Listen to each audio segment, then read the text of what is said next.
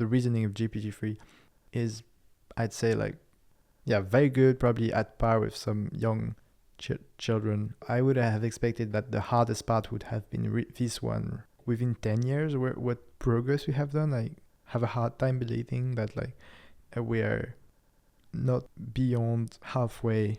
So like long context length, most likely solved by next year. Long-term memory, learning on the fly and being able to leverage what you learned in the past for your new inferences.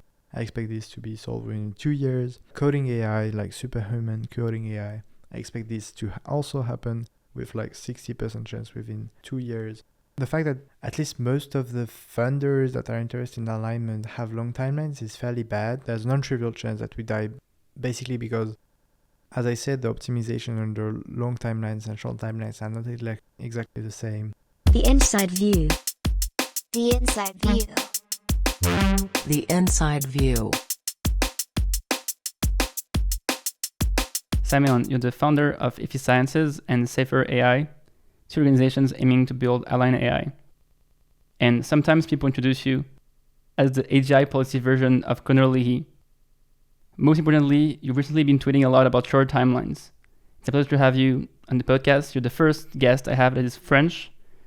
It's an honor to have you today. Pleasure to be here. Thanks, Michael. What are EffiSciences and SaferAI?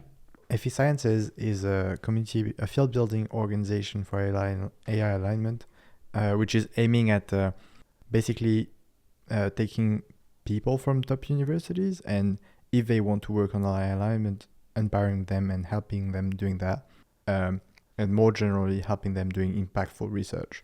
So that's what EffiSciences is mostly about. SaferAI is an AI auditing org focused on general purpose systems, so like large language models, etc. How did you create both of those organizations? How many people are working on it so far? The first org, EffiSciences, was built as a like opportunity-based organization, I'd say. I had a network in like French elite schools called ENS, and so I just gathered them and like we created an org for impactful research, and we started like that. SaferAI was more like in terms of macro strategy. I think like AI auditing is one of the most promising way to ensure that if at some point there are like existing alignment tools, they be implemented actually by like top organization and top labs that are developing AGI. So that's why I started building it. What kind of AI auditing do you have in mind? Basically what I have in mind is like at some point we'll have some tools like interpretability tools or maybe like adversarial robustness tools and maybe even an alignment scheme, which is a full scheme for how to ensure that your model be safe. And what we'll want to do is want to ensure that top labs such as like Meta or Google Brain or DeepMind or OpenAI use these tools. And the aim of SaferAI is to be in the AI auditing space and build some expertise and reputation in order to have the capacity to basically ensure that these organizations apply these tools. Do you think in 2025 DeepMind will be audited by SaferAI? That's the tail of the impact of SaferAI. That would be something like that. But recently you've been tweeting a lot about short timelines. So do you think your organization will grow as fast as progress in AI?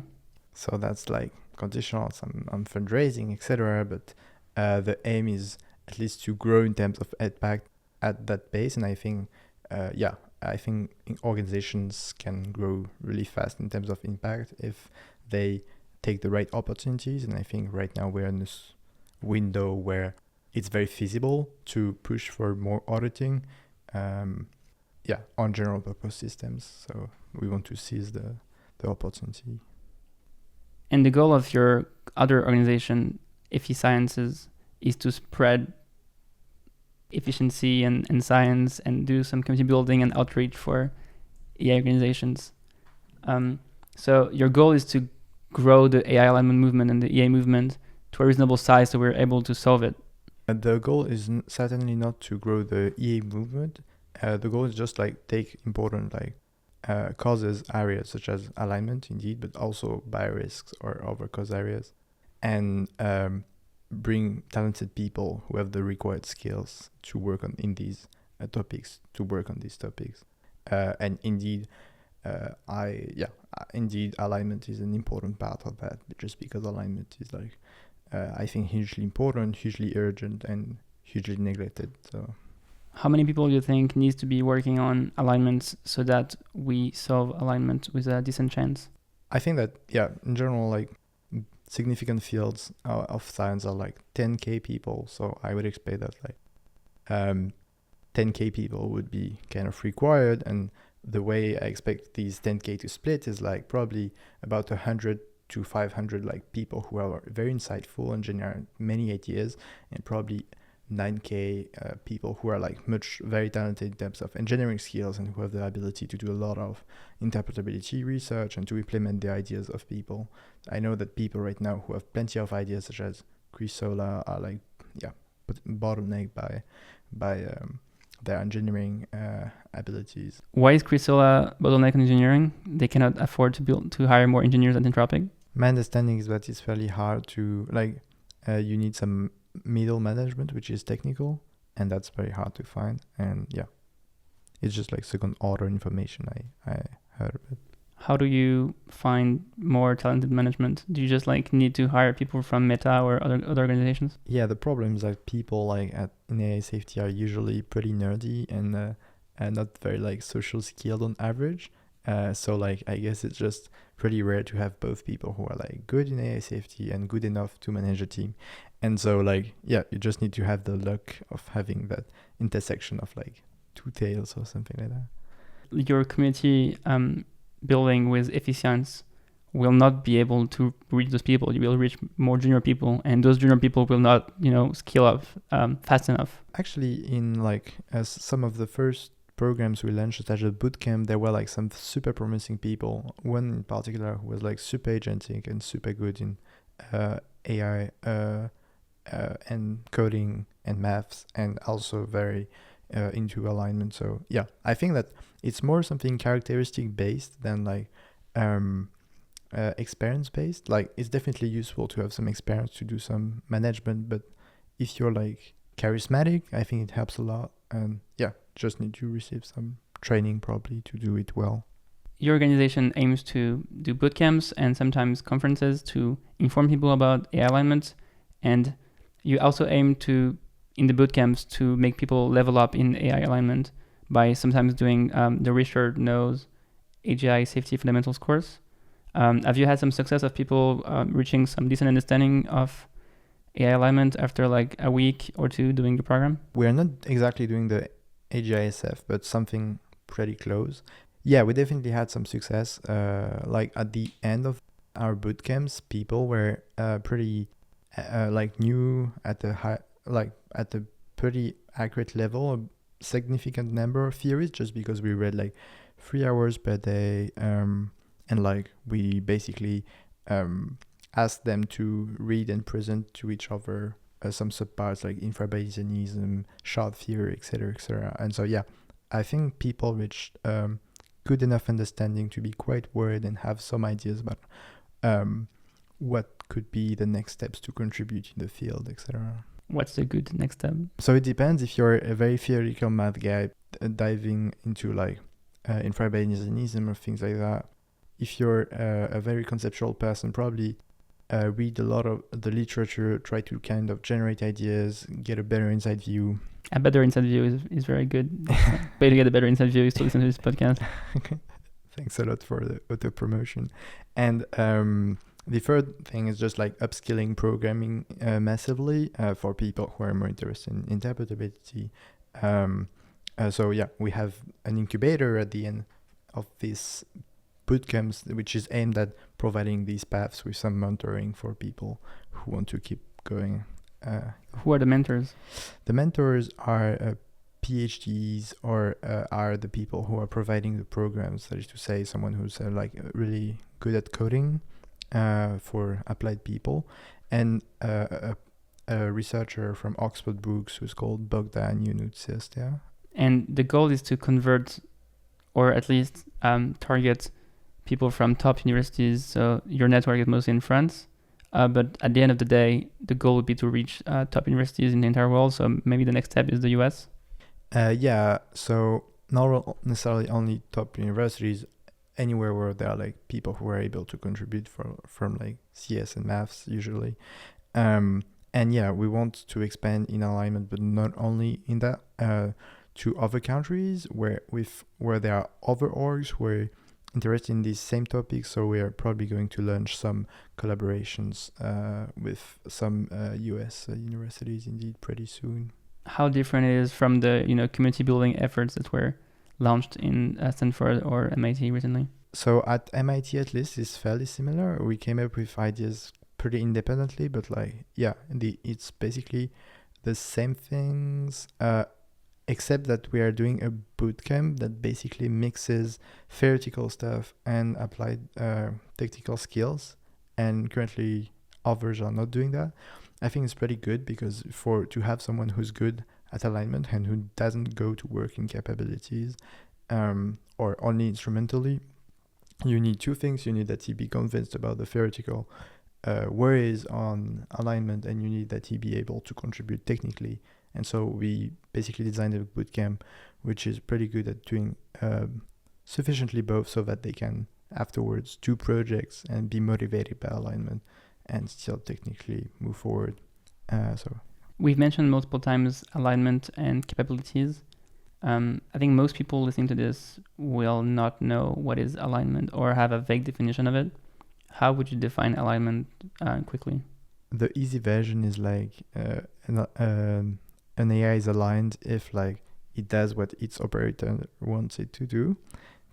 The second version is basically having an AI that doesn't cause net harm for the world.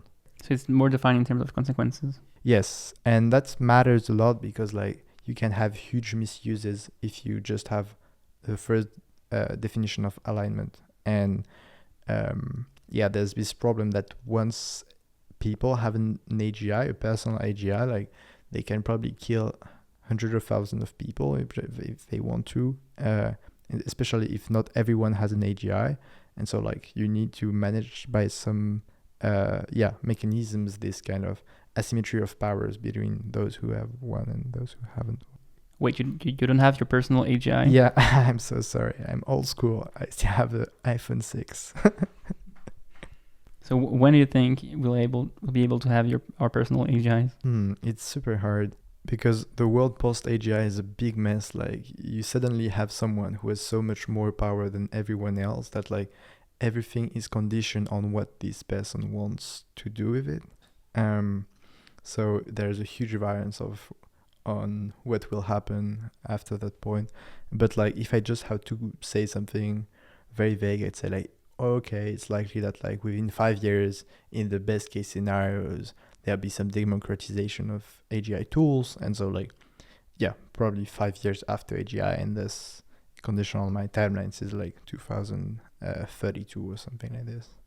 What's AGI? AGI, usually when people talk about it, is defined as like an AI which is capable of having all the capabilities, and in particular reasoning capabilities that humans have. If we have a language model that is capable of doing reasoning as good as Simeon, and I can just ask questions and it can reason as well as you, would that count as AGI, or do you need like the robotics part? No, I think it would count as AGI. At least, yeah.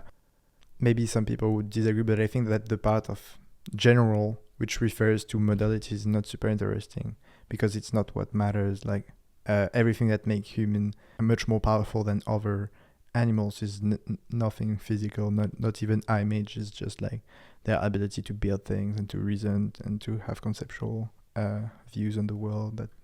So the real concept people should be focusing on is some kind of general reasoner that we can use to automate our economy or build new tools as build better AIs. Yeah, I expect most of the value to come from this, if there's value.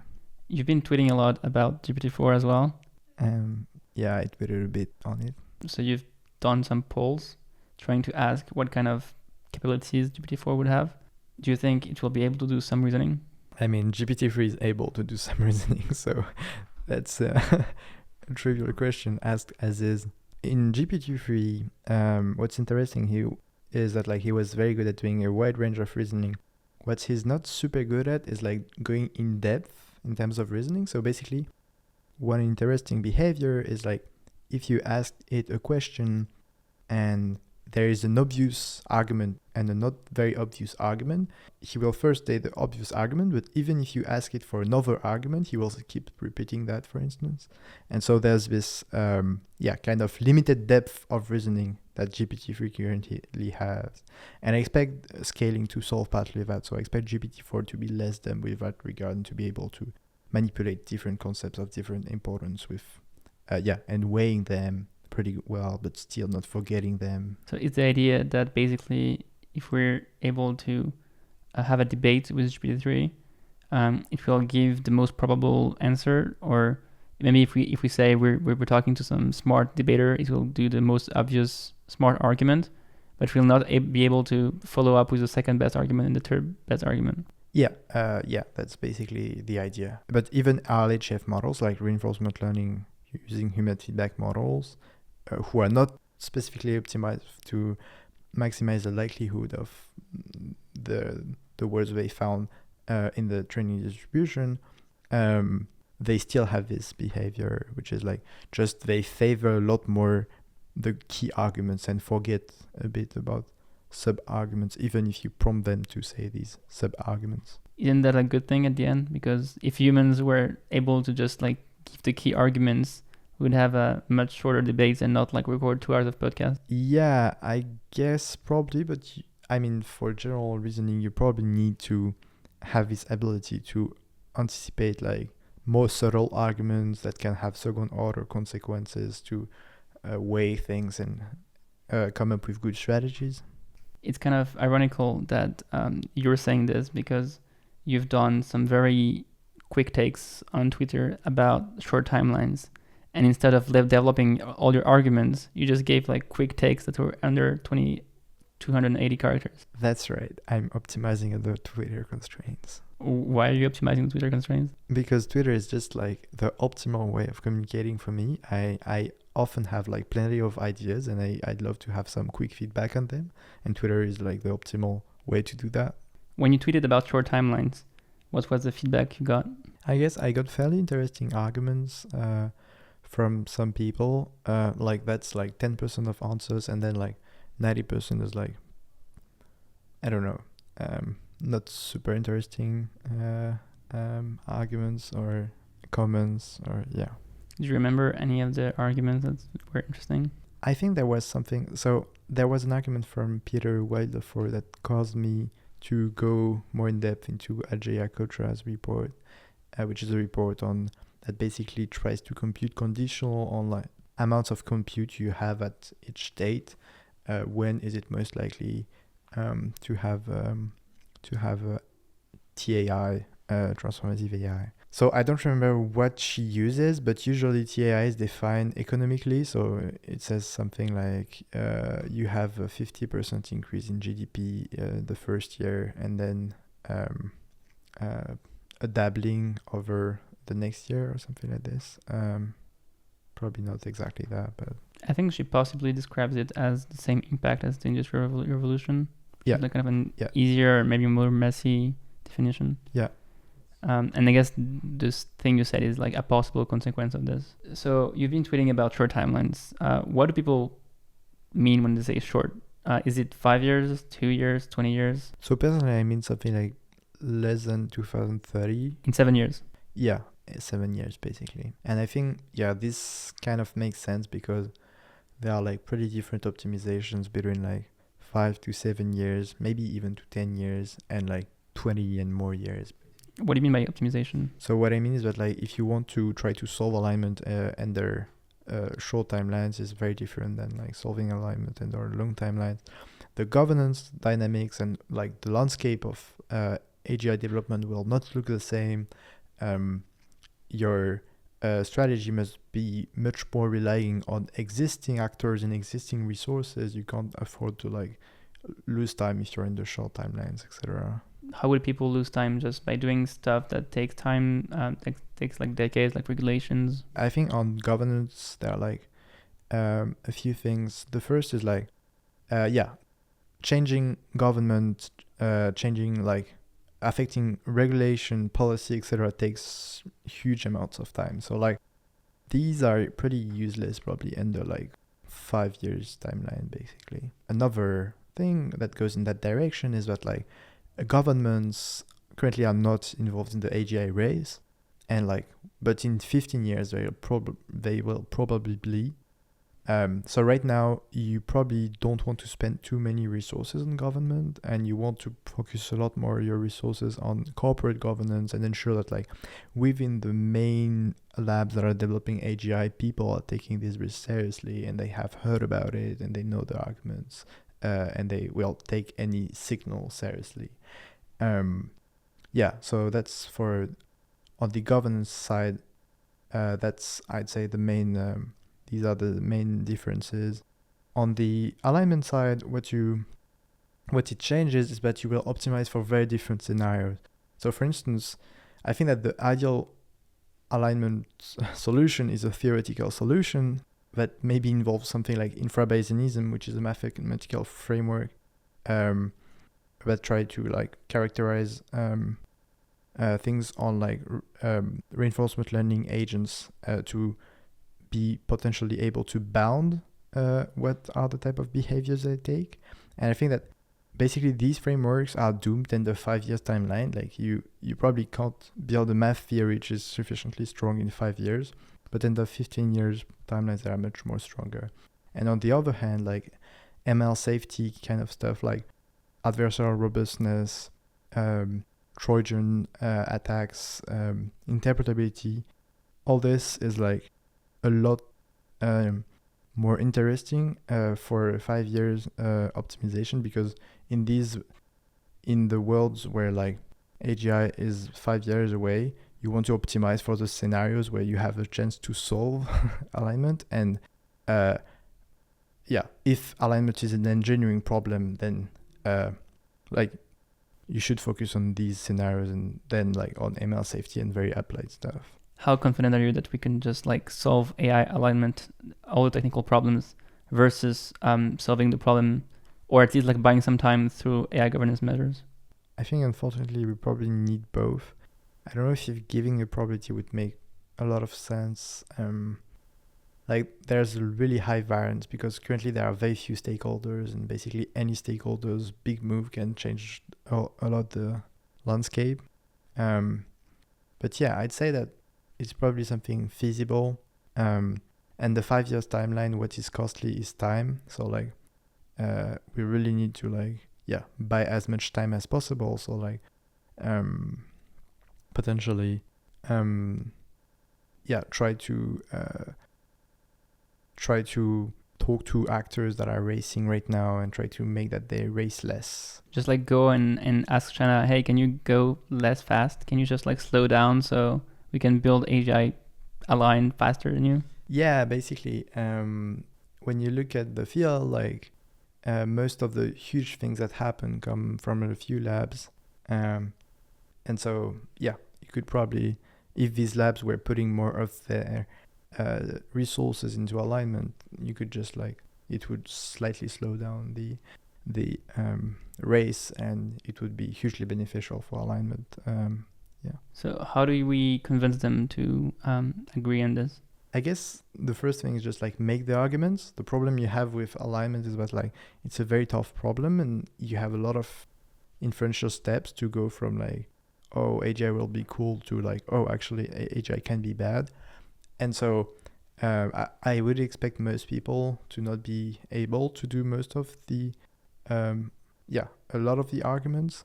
And so you just need to have some of their time and like some time to make the important arguments. So for instance, I think that inner alignment is something which is very abstract for and very confused for a lot of people. And if inner alignment is a real problem, then that's probably the most likely way you can die. And so you have to make the case for inner alignment to like... You say inner alignment? Yeah, inner misalignment or problems. Maybe those are kind of technical jargon, but what is inner alignment? it's this notion that like, okay, maybe a metaphor is more useful. When you go to get a job, you have an interview, and usually you know the objectives of your interviewer. And so you, as an optimizer, you're able to do as if you were aligned with the interviewer, as long as the interviewer is supervising you. And then after you have been hired, you can just like start pursuing whatever goal was the reason why you wanted to get hired. So if a interviewer asks you, why do you want this job? You'll say, oh my God, that's amazing. That's really great. And if once you have the job, like you do nothing and you just like start chilling just because they can't lay you off or something like that. Isn't this what everyone do? Yeah, so that's a common behavior among humans. And so what you expect is that like advanced AI might have similar behaviors when you test it, like it behaves as if it were aligned with your goals, and when it's deployed and less supervised, it acts according to its real objective function. Why do you think people are not convinced by AI alignment arguments? Because there are like plenty of resources online, many videos from Robert Miles, a lot of introductions. You think people are just like not able to go through those resources? They don't know about those resources, or they don't have the time to read them? Or is it that there's something about those resources that they cannot read it? It's not like technical enough. It's not like an archive paper. Like why would giving them their arguments in person change anything? First, like the people you want to convince are like very busy, and so they don't have a lot of time to learn. So they have to be extremely picky about what they look at. Second, like intrinsically, there are like AI alignment arguments are like pretty theoretical usually and not super correlated with deep learning currently. And thus like people who have like a very theoretical mindset easily buy them, but like most people don't, and so it's an intrinsic problem, which is not trivial to solve. You just have to make all the abstract arguments way more concrete, so that like some people start being able to better understand what does a deep learning model which is misaligned look like. And finally, there's just the content which is being produced on alignment right now is shared in like very like not super high status formats. So less wrong posts, alignment firm posts, videos, these are not very legible, formats. And so having more literature from professors such as like Dylan at MIT or like David at like Cambridge is very valuable for this to make it more legible and more readable by ML experts. Dan Hendricks is doing great stuff in this area as well. So do you think the goal is to have more technical versions of those arguments? Yeah, I think that it has a huge value to just take some concepts that are explained a bit abstractly and in the Yudkowsky way on the alignment forum and try to make them pretty concrete in an archive paper. Have you seen some evidence from talking to students in France that they receive arguments better if they're in like paper format or scientific way? Yeah, definitely. We did a hackathon and we had like 3 conferences. And when we presented the conference, people were receptive but a bit skeptic, and we didn't feel like we could easily talk about existential risk explicitly because like it was a bit too far from what they could hear. And when Rohin Shah from DeepMind, he talked about existential risks, and it was like because he was from DeepMind, head of safety, etc. People were just like, oh wow, this like super high status person talks about existential risk. He seems super smart. I should maybe care about it, interact, and try to understand better why he thinks that, etc.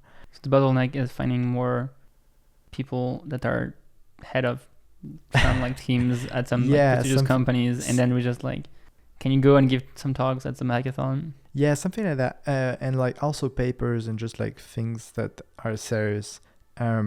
Yeah, just a useful mental model I have is most people don't have strong inside views on things because it takes time to have inside views. In this podcast, everyone has strong inside views. Yeah, when people don't have strong inside views, the best replacement for that is like credentials. Like you just weigh how much, like you just trust people according to their credentials. And so once you have that in mind, like it makes sense that like a lot of people, like credentials matter a lot. And yeah. What do you mean by inside view? So inside view means something like a gear level mechanism of how it works. So like having a view on the causal mechanisms that are underlying some beliefs. So having all the kind of machinery which is the basis for a belief. And the opposite would be like the outside view, when you just like look at the, you know, on average, how many people from top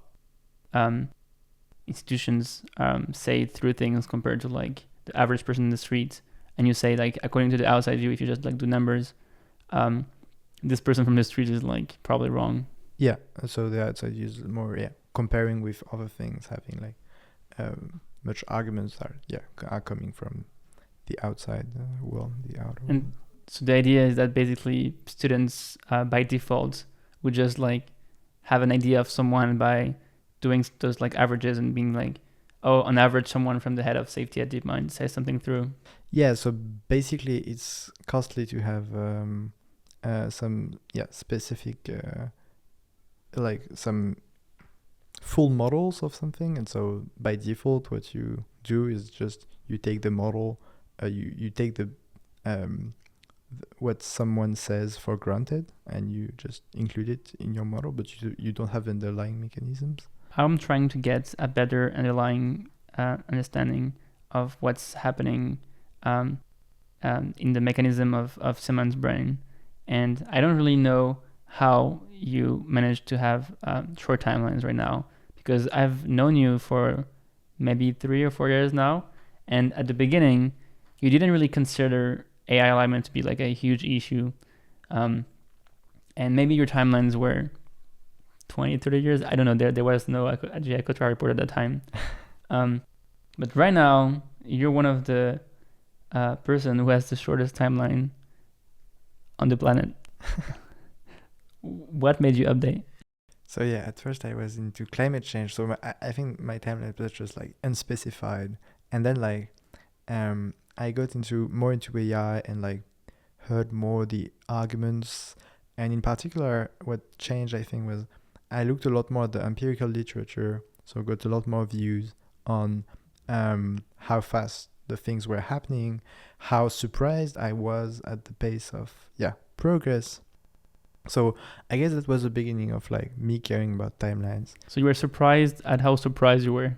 Yeah, exactly. I was meta surprised. Like I was, just things were going so fast, and like I played with GPT-3, and like the reasoning of GPT-3 is, I'd say like, very good, probably at par with some young children reasoning. And so I was like, oh, I would have expected that the hardest part would have been this one, rather than going from a 5-year child to like an intelligent human. To be more precise, you were impressed by InstructGPT, like the latest version. And I think you wrote like multiple blog posts on Less Wrong about the performance on like those models. And you've shown like how better it's become since like 2020. Now it's like much better. And you've shown some examples of like how it was reasoning about different arguments.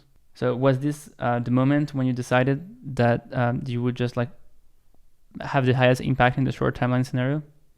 Okay, yeah, there are also a bunch of other reasons that made me converging more and more towards short timelines. Like there's also coding AIs. I updated quite late because it was pretty obvious, I think, if you had the strong inside view that like coding was not too hard once you have good textual models. You just downstream from text. But I updated on alpha code. People, I shouldn't have, like if I had been better. But yeah, I was just like, oh, this is not huge. This is not like rocket science, and it's already decent. And so if we optimize hard for coding, which we will, because there are super strong incentives to provide very good coding AIs, why wouldn't we solve it in like 2 to 3 years? And so, yeah, that's another thing I'm worried about, another line of work, because with coding there are a whole new world which is opening, like just API manipulation, etc. There's also like the self improving mechanism where ML engineers are working faster, so they develop better models, and so they just like can then develop better coding AIs, which then make a loop. Isn't there like some diminishing returns in it? Like at some point, it doesn't matter if your AI makes you like 10% faster if you're not able to get to the like 11% faster as quick. So if the increase in performance are more and more costly, then it doesn't matter if the thing makes you more effective. The question is like, is it making you more productive at the rate required to keep up with like some exponential growth? Otherwise, it's just like it's not something maybe like a power law or something linear, but doesn't keep up with maybe like rate of progress in hardware, those kind of things. I guess I expect the progress to be linear, exponential at first, before being logarithmic.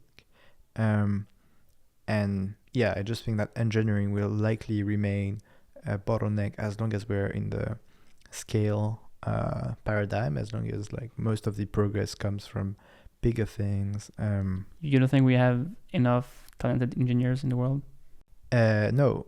Yeah, my understanding is that currently most top labs have the same like management problem you mentioned for Anthropic. Not sure about that, but my understanding is that what's scarce is like engineering abilities on very large language models, because there's no way to train it like on your personal computer. So very few people have the experience, and there are a lot of like accumulated tricks and experience that you need to get it right. And I think that partly explains why meta chatbots suck so much. Like that's just because they probably don't have the same engineering skills as OpenAI. So basically, if your company has not done large language models before, they will not be able to do it now because they don't have the past experience. But surely after like 1 or 2 years, they will have done some errors and like learn from it. Yeah, probably after a few years, they will have better experience, etc. Yeah. But maybe if they fail at doing the chatbot, maybe they just give up and like go somewhere else and stop doing large language models.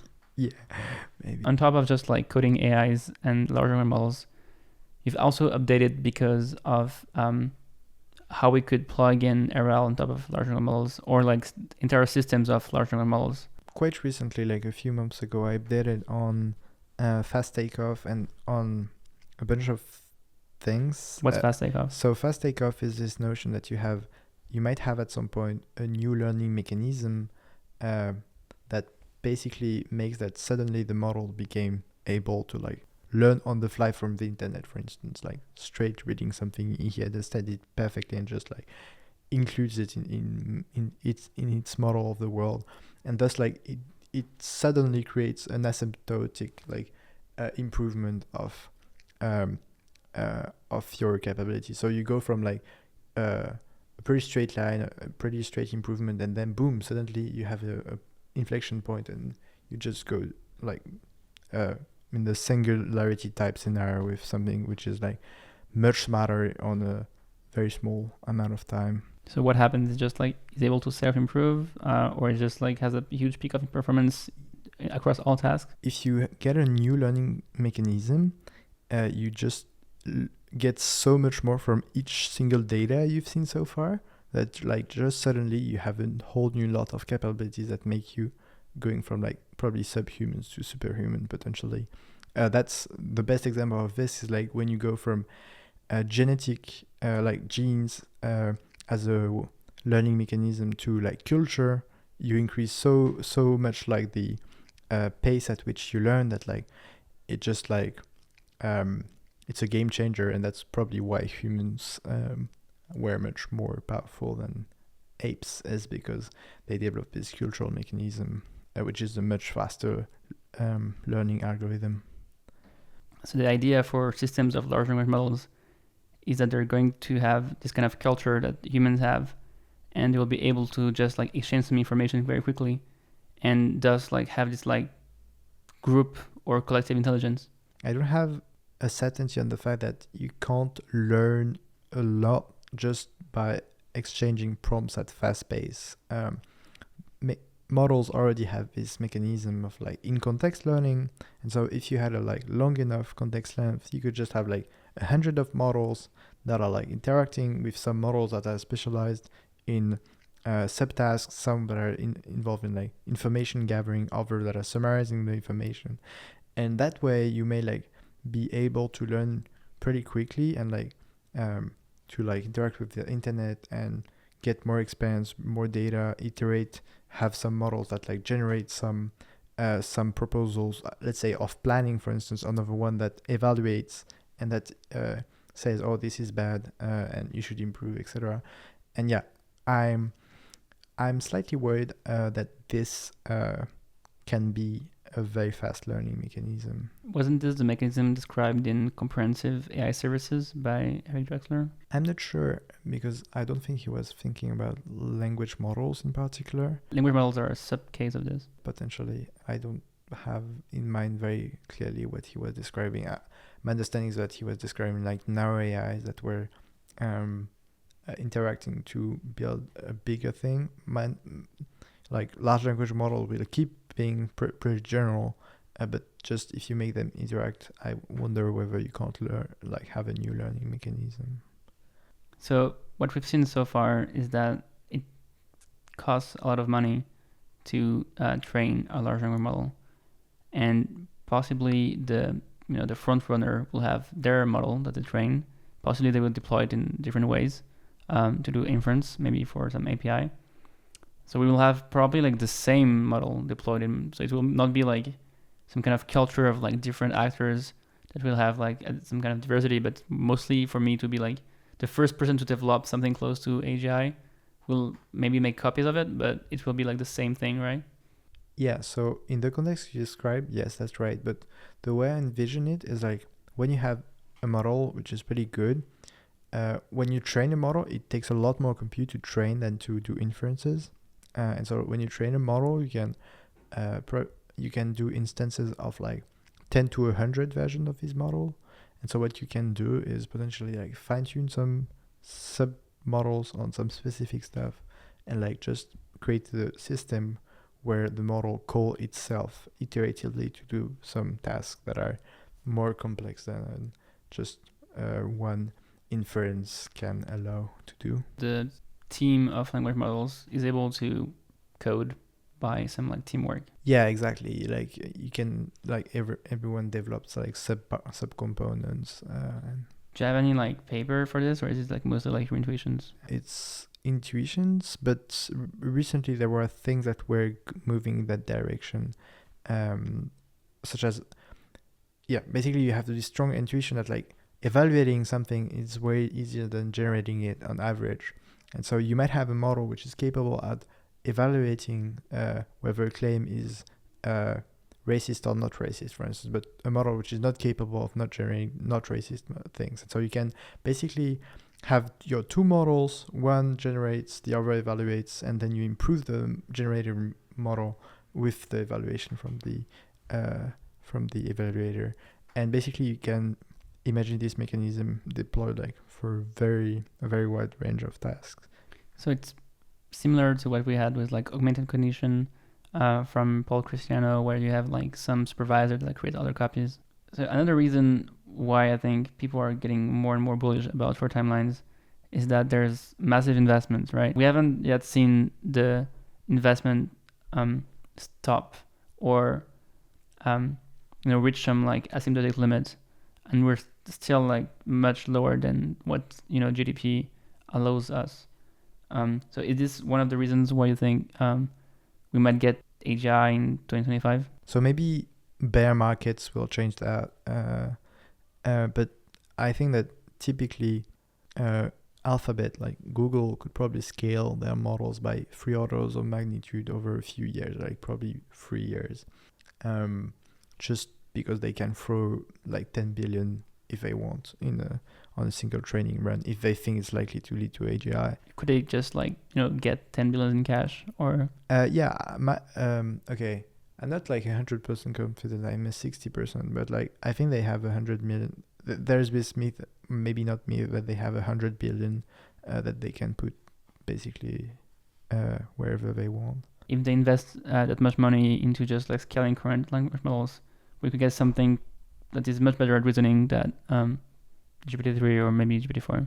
Basically, when you go 3 orders of magnitude smaller than GPT-3, and like you have super dumb things, like it's like even dumber than BERT, which is already pretty dumb. If scaling laws work, like qualitatively, if you have the same difference between BERT and GPT-3 as you have as between GPT-3 and 1000x GPT-3, I'm not sure we're still in the realm of subhuman AI, basically. Do you think we need to reach superhuman AI to kill humans or to have an impact, or could we just like have like subhuman AI or just like human level AI that can kill us? Unfortunately, subhuman, median human AI, maybe 25th percentile human AI can probably kill us, and that essentially comes from the fact that the features that make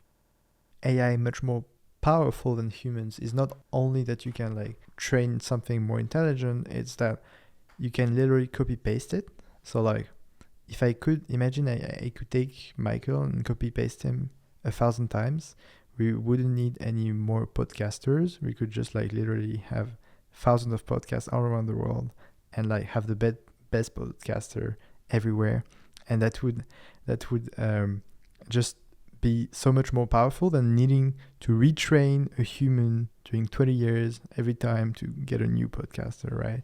And so you can imagine having an AI which like becomes pretty good at like maths, like PhD level, and just it can have 1,000 PhD level math students, and just so literally these systems becomes probably the most powerful math person on earth. Let's suppose that you can just like supervise 1,000 agents and use them productively.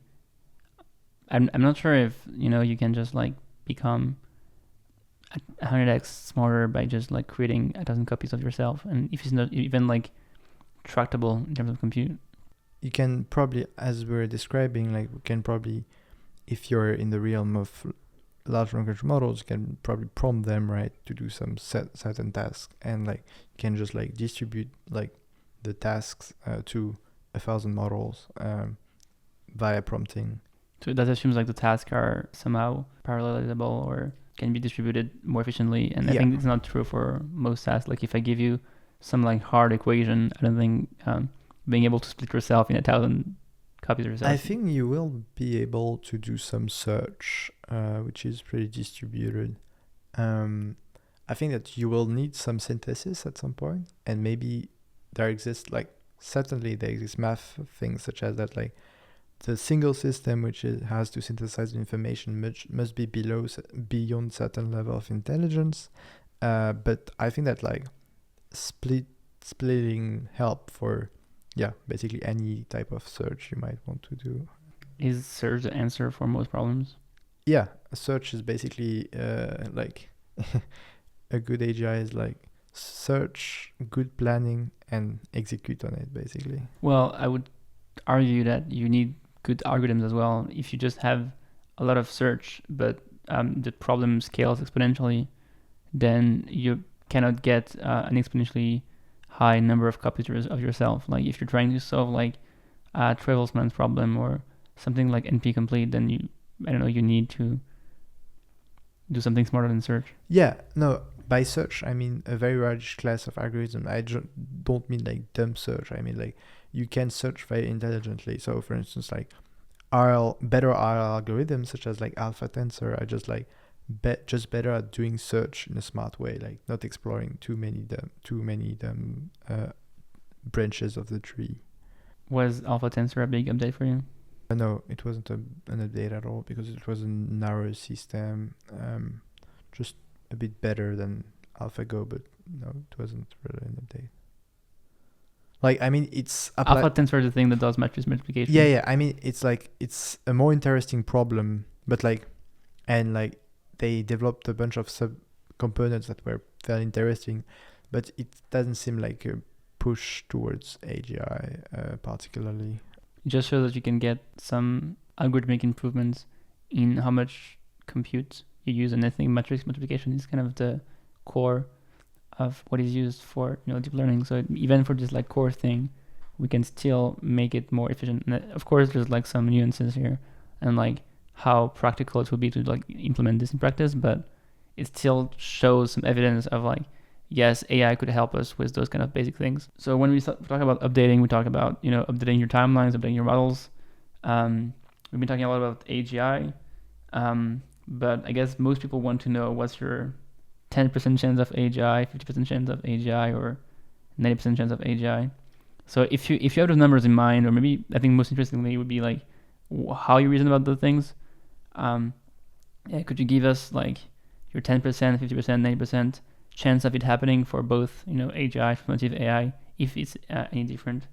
Or I think for me it would be like more interesting to know your estimate for self-improving AI, because when we reach self-improving AI, we could get this like fast takeoff scenario. So I will answer on the first part. I feel like the important part here is filling the probabilities.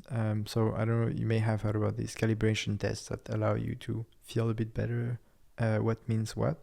So 90% basically means certainty in terms of personal feeling, subjective feeling. It's more like 99%. Concretely, because of meta mistakes that you might do, like just being overconfident, forgetting factors, unknown unknowns, etc. In general, for me, certainty looks more like 90%. So like 90% is probably like 2,100 or something like that. It's not super relevant. It's not, it's just like certainty is difficult to reach. 50% is this weird number where you need to be wrong half of the time. And so you need to really constrain your subjective feeling to just like literally jump off a cliff, like be wrong half of the time.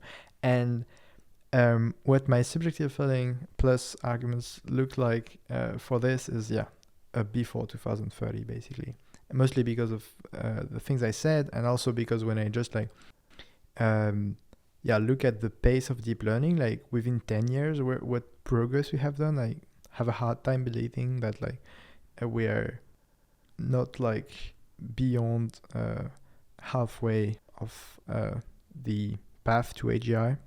So if I drop a coin, half the time we will live in a world where there's no AGI after 2030, but half of the time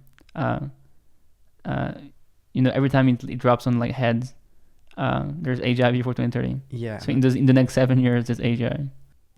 Also, this number came up with because of I update on the fact that I have very smart friends that I respect who have long timelines.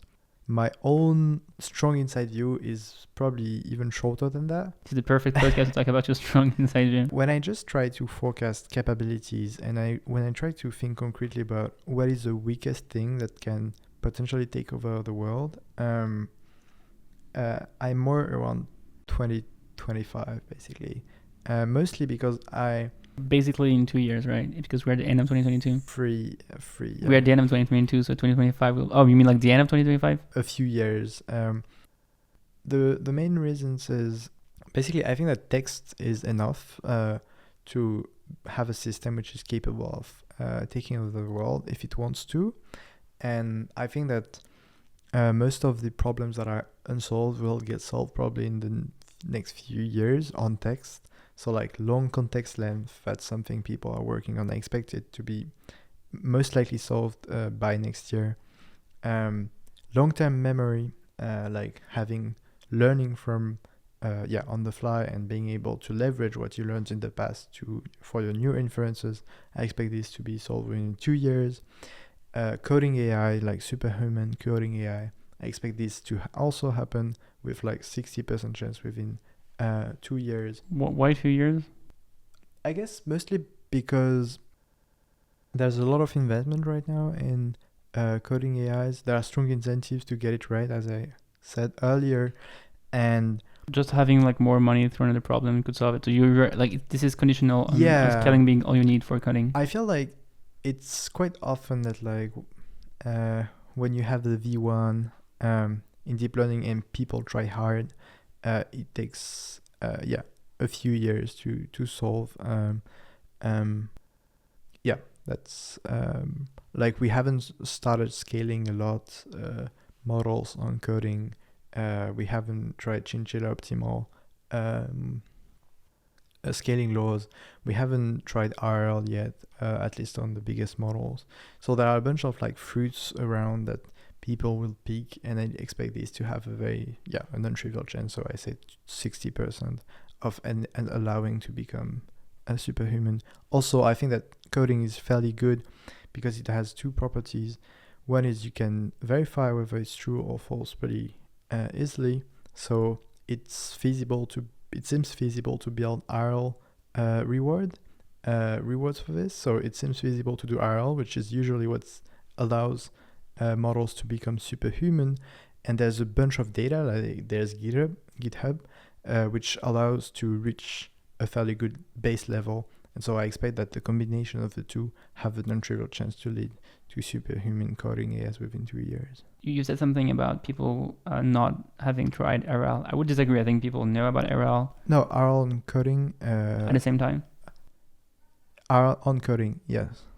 So something like AlphaCode, but with RL on top of the large language model. Something where you have self-play. Yeah, basically you define a metric, which might be like the length of your program times it solves the problem or something like that.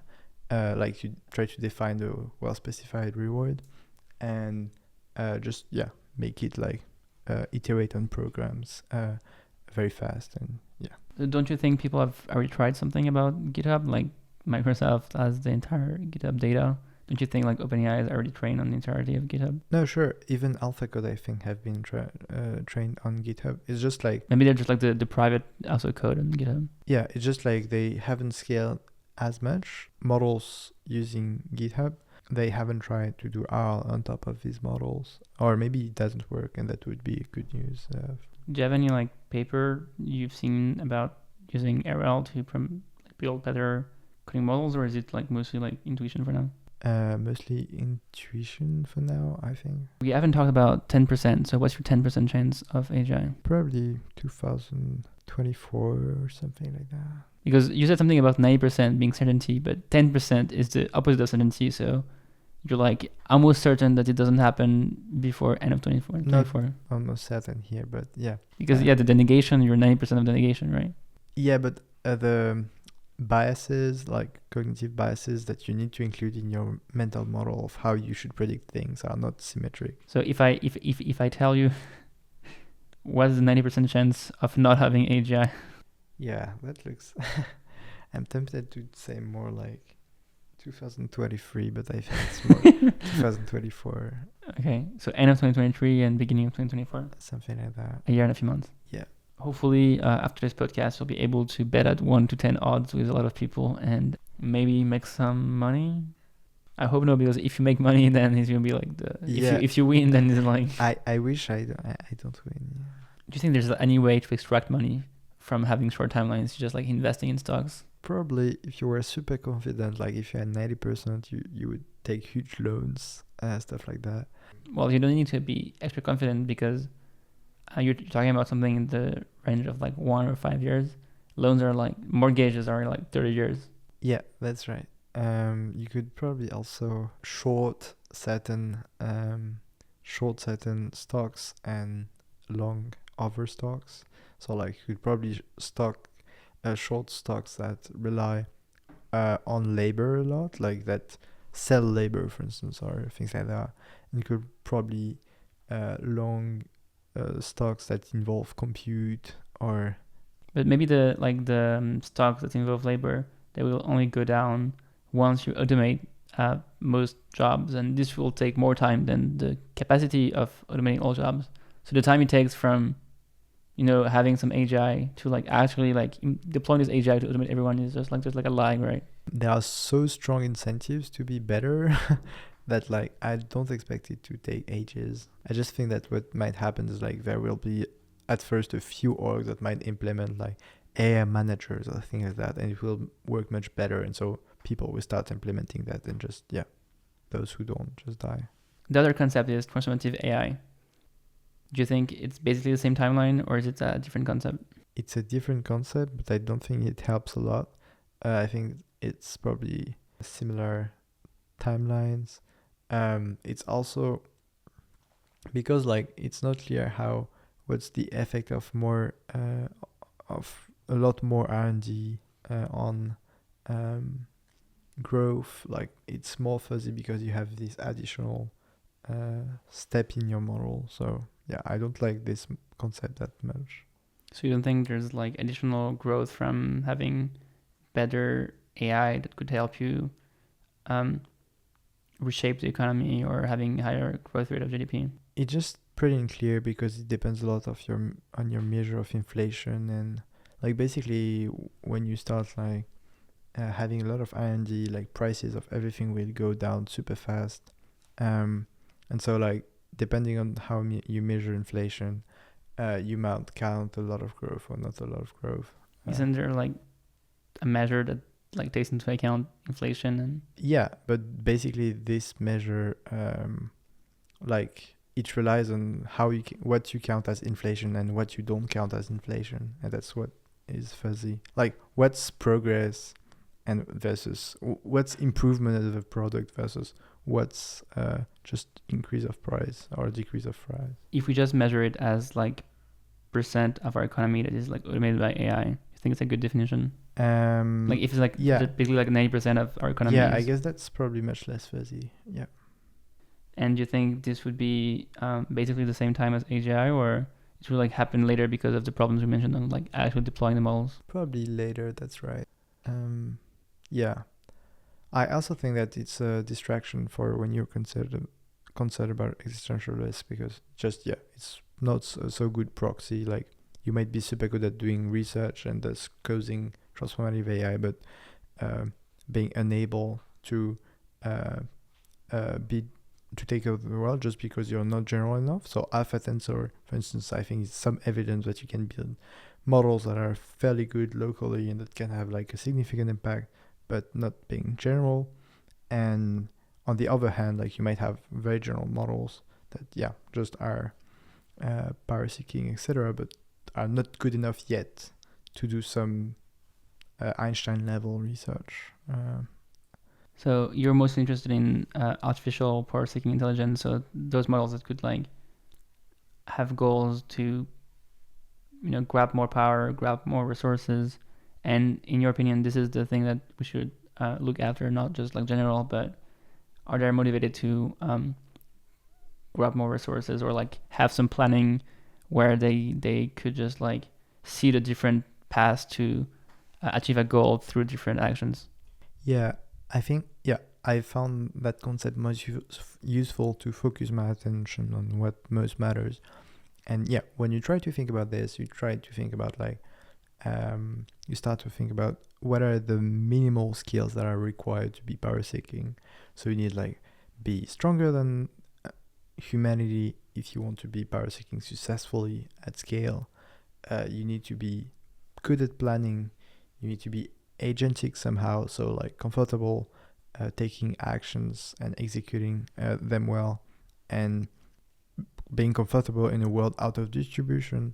There are a bunch of features that you can then think more about and figure out whether like when it happens. And I feel like that's much better than like thinking about a proxy, which is TAI, and then thinking what would be needed for this proxy and then forecasting on that. In your model, when we get to something like power seeking AI or something that's reasoning, so AGI, would we get by default superintelligence, and would we get something that just like could like read all of Wikipedia and just like copy itself into different servers and achieve some decisive strategic advantage and, be impossible to control anymore? I think you mentioned a few things. Super intelligence, yeah, you probably get it not like pretty quickly after. And there's this other important feature, which is just you can shape the architectures of your AI, and an AI can have like 30 gigabytes of RAM. And so like Wikipedia weighs 20 gigabytes. So like basically an AI can have like Wikipedia in its RAM. And if you just imagine like a pretty smart human with Wikipedia in his short-term memory, like he would probably be one of the best scientists. Like he could do a bunch of things that no one else has done and reason like very globally. So yeah, I think that's one thing which is likely to be decisive in the ability of AI to quickly become more powerful than humanity combined on a short amount of time. Do you think we would get to observe power-seeking behavior as we make models more general, or is power-seeking somehow orthogonal to? Yeah, that's a very good question. I would guess like Eliezer said that as models get more general, they would have the same, way of grabbing power that humans would. Unfortunately, power-seeking is power-seeking strategies as an attraction basin. It's like optimal in that for any objective at some points, if you become capable enough, it's better to just like get more power, get more energy, get more resources, self-improve before exploiting. So yeah, I expect that models will be good enough as they scale to find the best, like they become better and better at finding the best strategies, and thus they will stumble upon power-seeking strategies and be potentially able to execute on it. A lot of people were curious about your timelines and your short timelines, so now they have an answer. But they were also curious on Twitter about what would make you change your mind. So what do you think would make your timelines longer? Two main things, I guess. One is if in the next 2 years, the acceleration kind of stopped. And if most of the forecasts I did here, that is to say like long-term memory, longer context, coding AI, happen to be very wrong. How would you know if it's very wrong? So just like if actually coding stops scaling, or if like the best coding AIs are like not very interesting for coders. How likely do you think that is? Probably 20%, something like this. So I would bet at 1 to 5 odds that in 2024, I would like have a meeting with you, and I would look at coding AIs, and you will not say, "Oh, this is not very interesting." So are you saying that it's way less than 20%? Yeah. Okay. Okay. Yeah. I guess I accept this bet, but yeah, this number was a bit pulled out of a paper. Yeah, exactly. So if and the probability then of the 3 predictions being wrong, like do you require to have one of them being wrong to bet your timelines, or 3 of them? I guess the problem is they are pretty autocorrelated. Like maybe there's a reason I don't see right now, which makes that these probability, these like events won't happen. So I guess I'd say 10% probably that they be wrong at the same time. Maybe 15 even. The other thing that made me wait, so you went from 20% to 50%? Or 15, right? 15, sorry. And the other thing which makes me very uncertain is if there's a huge financial market crash, or like we have now. Yeah, but right now we haven't had a major systemic bank which goes bankrupt, which almost happened early October with Credit Suisse. And if that happens, I think that could be like really super bad. And if it happened, like that could delay timelines probably. By how much? Like if tomorrow there's an actual bank going bankrupt? It's hard to say because it depends on the financial crisis, but potentially 1 year, 2 years, I don't know. If a huge bank goes bankrupt and like there's a very, very significant crash and like VCs haven't any money anymore to put in scale-ups, etc. Yeah, potentially 1 or 2 years, I guess. Because with the COVID, let's say, recession somehow in 2020, I don't know if it was a recession, but there was like a very small crash. yeah, very small, and it went up again, right? Did that delay timelines a little bit, or? No, I think with COVID, what delayed a bit timelines was like there were supply chains problem on compute. So that's likely to have played. And the second thing is just like if there's World War III or something else like this, which would be obviously terrible. Yeah, that can also change the world order, and there's just chances that like people stop caring about AGI or something. And are you secretly vouching for a World War III? Or? No, I'm not. I tried to make you say something controversial. Another question we had in Twitter was, how did you form your views about alignment and timelines? How did you shape your reasoning and to get where you are today? Yeah, so usually the way I get I form inside views is first I get into a field, I try to get some information either by reading, usually by reading, and then I form insights and try to make hypotheses, and then I talk to someone and then correct these hypotheses and update based on the new information and feedback I get, and then I repeat. So I reread things and generate new insights and talk to someone, etc. And so on alignment, I did that with someone, a PhD student from UC Berkeley who had read very well the alignment literature, and that was great because with this technique, what's cool is once you reach like the like state of the art of the debate, you have a pretty detailed inside view, and you are still able to generate new insights on what's plausible in this debate. So is the basic idea that like you read about AI alignment or like the state of the art, and then you try to come up with like the next steps or like the next like some questions you have about those problems, and you have this other person like criticize your thoughts and be like, oh, this is wrong, and then you update and you read stuff again then. Yeah, rather than question, it's more like hypothesis, or like, oh, maybe this research direction is interesting, like, or yeah. And right now you're doing the same on Twitter, where you just like make tweets, and if people criticize your tweets, you just like update directly. Yeah, so basically there are areas where I throw things that I'm not 100% sure about, and then update based on what people say. One way in which the difference between having long timelines or short timelines will make a difference is for AI regulations, or more generally like AI governance plans that could like take much longer. So what are plans you consider that you think could only work if long timelines are true? Which I think you mean like more than 2035 or more than 2040, sorry.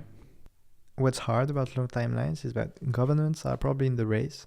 Coordination between corporates is almost impossible because there are probably many corporates that are racing. China is much more likely to be leading. So these are like I think, some of the features of long timelines that are worth having in mind. And thus the challenge is like trying to make that China care about safety. So like that's a very tough thing because doing anything in China is not trivial, even more now in the current climate. The second thing is governments are in the race, and the very hard thing about governments is that basically they don't have the same language as alignment people. They have like a very, very different ontology, and so it's very hard to explain them why people are worried by this, and it's a very tough challenge. Also, governments have a very bad track record at coordinating with other governments, and so it's just like very hard to solve this problem. China governance. So do we need to have governments cooperate with each other, or just implement regulations at the national level, or at least like have the key players, let's say US, Europe, China, Russia, to agree on basic things. Not basic things, but yeah, we have to get them to agree on things if you want to avoid a strong race. What kind of things? So like, please do not build general systems. Yeah, please implement X safety mechanism on your hardware or on your, like, please red team your model a lot. Please do interpretability when you're training your model. Don't you think there's a chance of them good-harding those measures? So like just like doing the minimum. So let's say, you mentioned that you were into climate change before. Have we seen any benefit from this like COP21 or these kind of things, where China tried to implement a long-term plan of reducing CO2 emissions, or did they just like do the minimum and not much happened? On average, I expect most people to do the minimum, but still the minimum is very net positive for COP21, for instance. Like, does it put us in a trajectory where we don't have like terrible consequences from climate change in 20 years? Okay, that's a whole debate, but it depends on technological progress. But yeah, definitely a sufficient, like a much higher, many more governments are carrying now, and that's like they did a significant investments that increases the likelihood that in 20 years the world be still okay with regards to climate change. But it took them 20 years or more to agree on those kind of things. Yeah, and that's what is very difficult with long timelines, is that you have to solve an unusually hard coordination problem. Wait, it's hard in the case of short timelines, but it's also hard in the case of long timelines, So because even if timelines are like 3 years long, you need to solve this problem. I think governance is easier in the short timelines than the long timelines. I don't get it. So I think that short timelines, the governance actors that matter are corporate governance actors. And what's cool about these people is that they have a much closer ontology than you have, and so you can talk to them and potentially share your model of why alignment is difficult, etc. And you have like basically 4 or 5 top labs that are most likely to develop AGIs, and so you just have to coordinate these 5 actors. They can move fast because they are corporates. They understand your language, you can talk to them, etc. So that's why I think that like it's slightly easier than having like 5 major governments with like millions of people inside it. They don't understand your language. They hate each other. Yeah. In some way, having shorter timelines is good to reach some cooperation and maybe some international treaties or between like different actors to reach some agreements. But it will lead to like some much harder technical problems because we won't have a lot of time to solve alignment. So maybe something like, hey, let's just like not build AGI and just like 5 actors, or just like they decide to, join forces to build aligned AI. This could work. It seems like in our community there's like a clear divide between people with longer timelines and shorter timelines. Do you think people with longer timelines are just wrong and I've just like not thought about like all the arguments you mentioned before, and at the end it will lead to like an higher existential risk? I wouldn't frame it that way. They're probably not. Yeah, so I think they're wrong. Otherwise, I wouldn't have the belief I have. But I still said that I updated a bit on the fact that I know very smart people with who I often talk that have like much longer timelines than I do. I think the main crux is usually how much you give weight on like current progress and kind of very inside you things. She said like, yeah, this capability might lead to that, and so like if we have it capability that makes timeline pretty short, versus people who are more like, yeah, let's look at compute, let's look at like the general trends, and that seems much further than like in 5 years or something like that. And yeah, I think that the fact that at least most of the funders that are interested in alignment have long timelines is fairly bad, because basically, there's a non-trivial chance that we die because of that. Basically because as I said, the optimization under long timelines and short timelines are not exactly the same. When you mention optimization, is more like trying to have the highest impact on with your career, or taking the most impactful actions, given like the possible outcomes. Yeah, I mean, as a funder, what should you fund to maximize your impact? And on a personal level, if you're trying to have a career in governance and maybe like become a policymaker or influence policymakers, is there like any career plan where you can have both an impact as a under short timelines and long timelines, or do you need to like take your camp and just be like play the 20 years game? Yeah, definitely. So I think it's not available for everyone, but some interventions I'm excited about are like cultural interventions. And what's cool about the policy world is that currently it's the only one which is thinking about risks.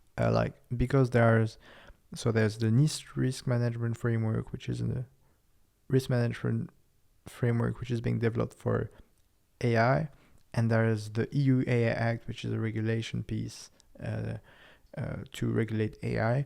These two leads to a bunch of debate around risks, and that will probably have a lasting impact on like corporate governance as well and how people think about risks. And I think that as a policy person or governance person, you can both like build career capital and be in a better place to be in a good position in the government, and have this cultural fear of change where if I talk correctly about risks right now, if I mention power-seeking risks and these kind of slightly longer term risks than what most people are worried about, I might actually have an impact on generally the way people think about the problem, and thus potentially like on corporate governance people, and thus about what actions AGI labs will take if at some point there are problems. If the timelines are as short as you mentioned before, pushing for some EU AI Act might just like distract us from the actual risk, and maybe governments will have a wrong understanding of like what are the risks associated with AI,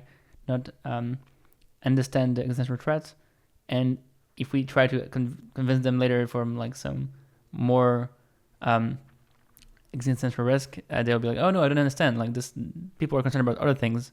So maybe just like everything is kind of a fluke, and you need to like focus on the actual message you want to pass. Like if timelines are like 3 or 5 years, maybe you just want to like go and talk to Joe Biden and be like, hey, have you heard of AGI? I don't know, maybe there's like two camps. Maybe like the longer your timelines are, and the more you should like envision some like smoother transition from EU AI Act to AGI. And if your timelines are very short, maybe just like go abruptly. I'd say that anyway, abrupt messaging usually doesn't work. So like, I think, yeah, there are definitely potentially different framings according to how worried you are on the short term, but like I still think that without losing too much social credits, which you would obviously lose if you were like AGI, you can still do a good job at giving people intuitions why advanced systems might be bad. So you mentioned compute governance, and I think this is like some promising paths to impact, at least in effective altruism or people thinking about how to regulate AI. What is compute governance and why is it so important? Compute governance is this idea that like if compute is so important in AI progress, maybe you can leverage compute hardware as a mean to cause actors to implement safety measures. Maybe putting frameworks around how compute is distributed, etc., you might push more responsible behaviors. And why is it so important? It's because compute is unusually good to do that, because currently the compute supply chain is like super monopolistic. So at several nodes in the compute supply chain, you have one big actor which has most of the market. And why is that good? It's because if you want to force downstream actors to implement safety measures, the best way to do that is to be a monopoly. Because if you're not a monopoly and you put some like measures that are constraining for the downstream actors, then your competition will just say, we don't do that, you can come with us and you'll just move faster. And so what's good is that like in the compute supply chain right now, there's ASML, which is the single company which is producing the machines that allow you to produce very small chips. It's a company based in the Netherlands, I guess. Netherlands, right? And So do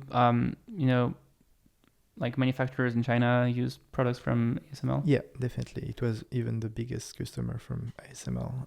So it's like they build seriously. machines to build other machines. Yeah, and yeah, potentially you could leverage that a bit. And then like you have TSMC also, which is assembling the chips, which is like 60% of the global market share. And then there's Nvidia, which is pretty dominant in the GPU, high-end GPUs market. And all these nodes potentially, if they wanted to, could suggest safety measures and could have a decent chance of getting them accepted because just their customers need their product. And so there could be potentially here a public-private partnership where some public actors push these actors to like, try to make your customers safer and limit the race, leveraging your market power. So who would tell TSMC to, only give compute to certain actors? Like, who would be the influence? Would be like other, like some U.S. government or I guess Chinese government? Like who would like actually have, the power to tell them what to do? Yeah, so you often need actors a bit everywhere. So I'd expect potentially one big company which is caring, like OpenAI wants to show it cares, and it actually cares more than most other labs. And yeah, you could imagine having OpenAI governance team saying, we should probably put a switch that allow to turn off a GPU on GPUs. Do you think it's realistic for them to accept those kind of things? I think it's, there's something like 30 to 40% chance it'd be realistic. I disagree. I think it's lower than this. Like I don't see, like I have a hard time imagining a world where TSMC is like, I'm going to put some switch on my GPUs. Okay, TSMC accepting. Okay. TSMC, yeah. Okay, so no. Okay. Yeah. So TSMC I think is not the most likely, but ASML or Nvidia might be more likely. I'd expect that the world in which we succeed is a world where we have one big company, some researchers from academia, one country which is on board, and probably a bunch of non-profits around that are pushing for that. At what point do we start producing chips with like off switch, like remote shutdown features? Like if we want to convince them before 2025, this whole like negotiation should happen, by 2023, and maybe we get those chips produced by like late 2024. Yeah. So in the best case, I think the switch, for instance, is probably not too hard to implement, but that's right. We need, if you're back on 2025 timelines, we need to move very fast on that, which is not completely implausible, but quite implausible. Something people are excited about when you mention governance is not, only thinking about this whole supply chain and try to like ask them to have some requirements on the hardware, but also like some requirements on the AI part, ask models to be more interpretable, to have some like metrics that are shown to show that they're doing the right thing. Are you bullish on just like asking Google Brain to have some interpretability measures for like any model that like requires more than 10 to the 15 flops or something?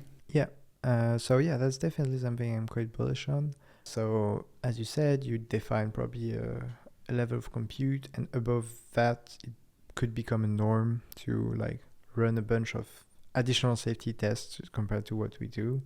And I think once again, the version of that I'm most optimistic about is a version in which people are doing this voluntarily just because some very high status organizations started doing it and implemented it as a norm. One antecedent. One example of that is DeepMind starting doing their Section 7 on ethical impacts and bias. What's the Section 7? So in their new papers on state-of-the-art model, they started putting systematically a last section on bias and ethical harms of these models. And just like after that, a few other orgs also put similar sections at the end of their papers. Isn't it like a distraction from actual alignment concerns? I won't dive into that. I think like if I weren't worried about alignment, I would be super worried about this. So like just as a weight, I'm more like worried about alignment, but I think it's still fair enough when you don't buy alignment. It's still important when you don't buy alignment. But yeah, the point I was making is more you like top organizations have potentially an ability to implement norms, and these norms can be used by other actors as well. And so, but if some orgs started saying beyond like for state-of-the-art models, we always run not like interpretability checks and red teaming before deploying them, that could be followed by other orgs. And I think it's like a good stepping stone towards more, alignment measures or sections. Maybe at the end we could have like Section 8 about alignment. Yeah. Definitely. Isn't compute a problem in the limit when models could become more efficient and use less compute? So maybe like something like alpha tensor where they use like less flop for the same matrix multiplication. Like if we say your model cannot use more than 10 to the 20 flops, and at the end we discover a new architecture that's capable of running on 10 to 15 flop, and they just have AGI without this compute requirement. I think compute will keep playing a role. Like you can probably always do more with more compute. But yeah, it might not become the main driver. It seems like with scaling laws, people are finding ways to scale more efficiently, or like this like compute optimal way of scaling. And there have been like new discoveries this year. So I wouldn't be surprised if we discover better ways of scaling in the next I few agree. years. But still, I agree that like it may not become this main way of scaling more, but I just think that more compute will often lead to more capabilities, even if it's not the first order mechanism anymore. So like, for instance, we undertrained models for ages, like for 3 years, and still we had some scaling laws. So recently we've had some like ban of I think it's like exports of GPUs. So NVIDIA cannot export GPUs to China. Yeah, it's a bunch of things, but like banning of a bunch of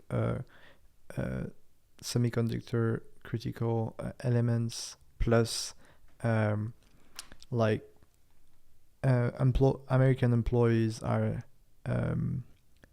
forbidden to work on anything related to semiconductor supply chains in China or related to China. So do you think Joe Biden gets the compute governance game and just like trying to limit all the action from China? Yeah, I guess he's not thinking it that way, but he's probably thinking about, compute seems important. China is struggling to reach our level, so let's kill its ability to to keep up with current technologies, just killing its like semiconductor industry. Isn't it like a risk in the long term, as it will like increase tension between different countries? And yeah, definitely. I've only read about it a little bit. Like it looks like it's a really huge move, and people tend to say it will have very long-lasting consequences. Some people were hypothesizing that it will strongly increase the pace at which China will be willing to invade Taiwan. What do you think is the chance of China invading Taiwan? Oh, I know. I'm like probably 20% by 10 years or something like that. It's pretty low. Pretty low, but I didn't really update on that. I didn't take the time to update on that. So this would be in the case where they're not able to catch up with, high-end GPUs hardware like H100.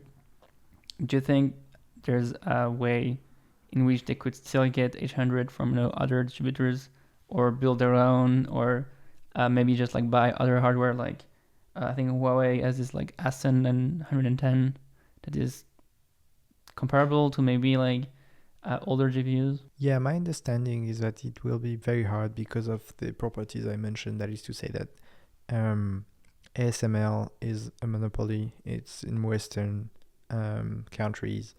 NVIDIA is in the US. It's very well positioned, and TSMC is in Taiwan. And so I would be super surprised if the chip, like the GPU you mentioned from Huawei, required none on these components. And basically it necessarily requires ASML machines at some point. And so it will. What's the incentive for ASML to agree on all the like US measures? They have no incentives. If you look at the story around this, like there's always like ASML CEO, please can we sell to China, and the US knocking at their doors every 6 months. Have you what's the deal with China? Are you trying to sell to them? Like no we don't do anything. Like over and over again. Like the US is very like caring about this. They really put a lot of pressure on ASML. Like ASML is like trying to do things, but they can't. So is the idea that if ASML doesn't agree, then the US would stop buying stuff from ASML? I think they would probably retaliate pretty severely, and like the full chain of command is probably like the Netherlands willing to keep very good relations with the US, and the US putting a lot of pressure on the Netherlands to put a lot of pressure on ASML, and this ASML being dependent on Netherlands, not willing to right, so they're dependent on Netherlands and not the US. Yeah, I guess both. So I guess then the question is about pressure balance between China putting pressure on ASML and versus the US. So if China demand increases more than the US demand, and they say like, hey, we can pay for like twice as much. Yeah, but I think they won't be able to have a lot of bargaining power here. ASML is currently very unlikely to move on China. On the China side, the current state of affairs is that ASML is allowed to sell machines that are 3 generations old with regard to state-of-the-art machines to China, and still China is their biggest customer, and that's why they were like super worried to lose this customer. Like I think they are like 50% of their revenue or something like that. That's Like how can they accept to lose 50% of their revenue? How is it like even like economically possible? So currently they don't lose these revenues, but at some point they might. But they are like super profitable just because they do huge margins because they are in a monopoly. Also, they don't lose all the revenue because they're still selling the older versions. That's right.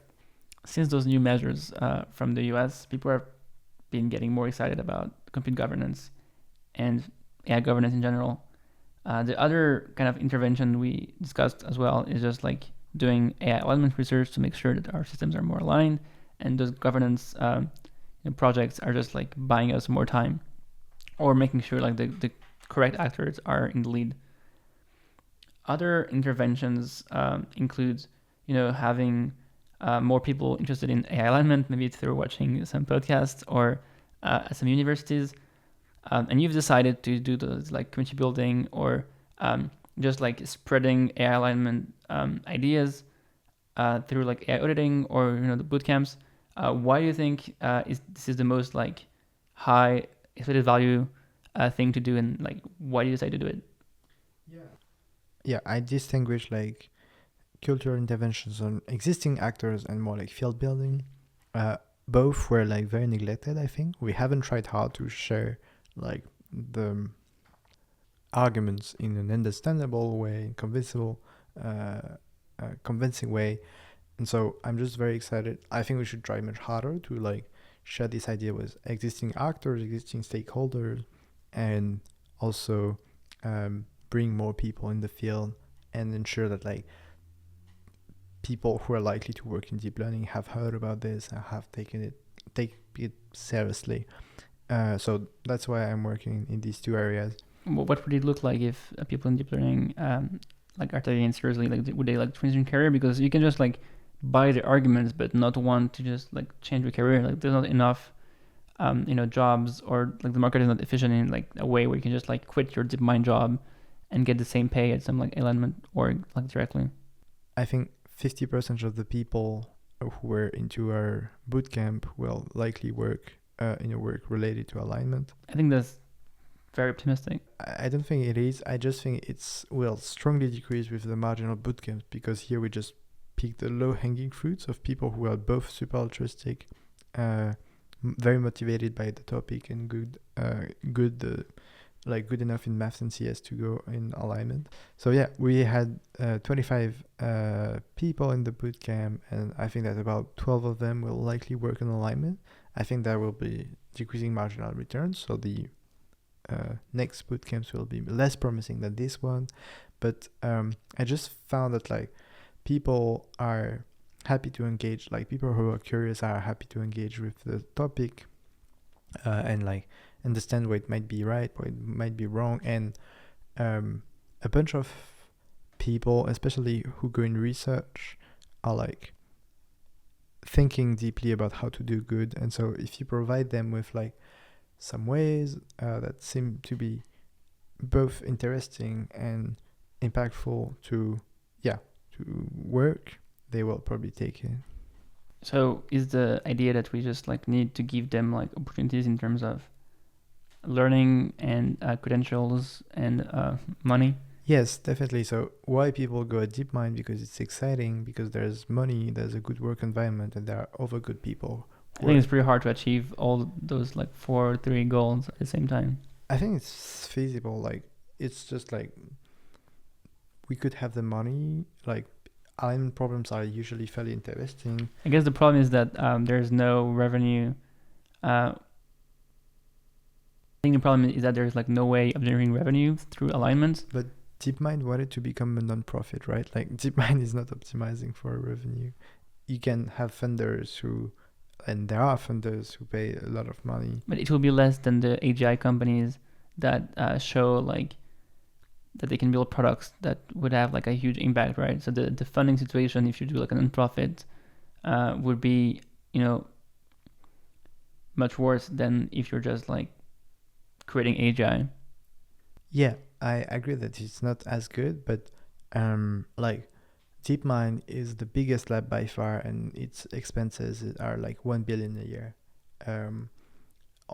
If you only take people who self-identify as EA, we could already have 1 billion a year.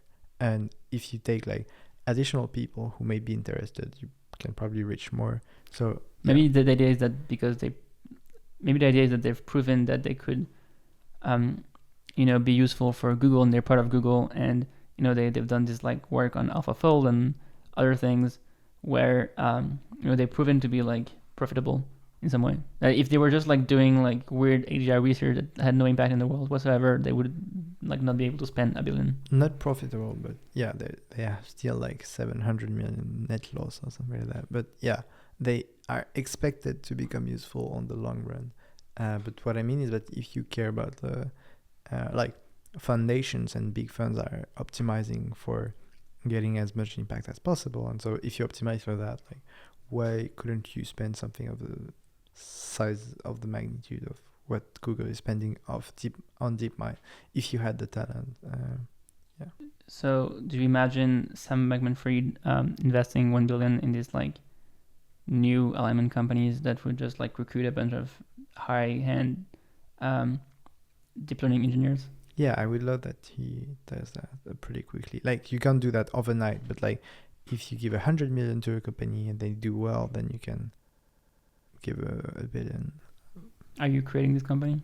I'm not, but I'm trying to meet people and potentially to introduce people who could potentially build a huge AI safety or which would be relevant. I think you told me privately that you expect that we need something like 10,000 people working in alignment so that we can be productive and have a decent chance of solving it. And so that's one of the things we're trying to achieve. But maybe, I guess my take would be like that you're too optimistic about our ability to reach like something like 10,000 people, and that, you know, we've only scaled from like 100 people working on alignment to like 300 in, let's say, 3 or 5 years. And this is like much lower than like the rate of growth in AI in general. So aren't you just like biased in what you do and you just think like it's possible because you're doing it, and maybe just like not tractable? My question is like, how hard have you tried to get people in the field? Like, currently most people arrive by like literally they had to do a marathon. Like, they first dropped out of school, that's the first step, and then they self-studied for a few years, and then they were reading some obscure blog posts on Nextstrong, and then if very good enough, they find some random grant somewhere and start working on it on their own. That's like the typical path for alignment. If you create like pipelines where people are happy to go in that direction because they feel it's meaningful and they feel like there's not too much risk going that direction, like you can just be as competitive as DeepMind and even potentially more, because DeepMind haven't enough resources to spend a lot on like upskilling people, etc. But that would require people to, you know, care about saving the world or be altruistic or just simply like buy the arguments, right? So there's like many, you know, probabilities that you multiply when you consider people like going to the directions. And from my experience talking to ML researchers, even if you know, send them the correct resources, there's like some chance that they will like not agree with the arguments or like some premises. And like just like being, you know, have a prior on optimism that is different from you, maybe their prior on things going well by default is just like much higher. I would say that maybe this prior on optimism is something you cannot really change. Yeah, so I think here we're talking about two different things. One is students, and students are very open-minded because they don't have their identity, which is identified to a job or to certain things they have defended for years. So we're trying to brainwash students because they're the most easy to influence. Not brainwash, just they will be exposed by default to some arguments. You wish they were exposed to the best arguments for if you think something is the most important, and so you just expose them to that. If they think it's important, then you help them entering the field. And then there are like more senior researchers, and there it's much harder because like imagine I was coming and telling you, Michael, what you've been doing for the last 5 years was extremely negative and like meaningless. Now you need to work on that. That's kind of difficult to buy, so you need to have a unusually open mind to like update and say yes, I'm a very bad person, let's change what I'm doing. I would argue that those people are the ones that are most likely to have an impact. Like you want to have people like Jan LeCun to work on AI alignment theory, or at least like algorithms. And if you want to make progress, I don't think like a couple of like fresh grad students will be able to, you know, solve anything. And if you can convince the key players with the most experience, like people capable of, you know, training large language models, I don't think you're going to achieve anything. So based on, you know, conditional on short timelines, I don't think, you know, doing any community building actually helps with anything. It depends how short. I think under 5 years you can definitely create very like you can definitely do useful thing, even more under 8 years, because you can probably create pipelines that take 2 years between someone entering and someone being able to contribute meaningfully. But yeah, the point I was making is just why it's way easier to talk with young people and change their mind about something, especially when it involves potentially their future job. And so on the senior researchers, I think it's like my view is that there is a distribution of people who have their like more or less inside views. They are more or less open to changing their mind, and I expect like basically 20% people, or maybe a bit more, to be able to change their mind meaningfully. And I think that like for each additional person that you get like also some of the people who just are more like vibe following, or like are following what seems to be trendy or what others are thinking. And I think that like each marginal percent of people with inside views you get increases more than linearly the number of people you might get interested who differ or just less thinking fully about these topics.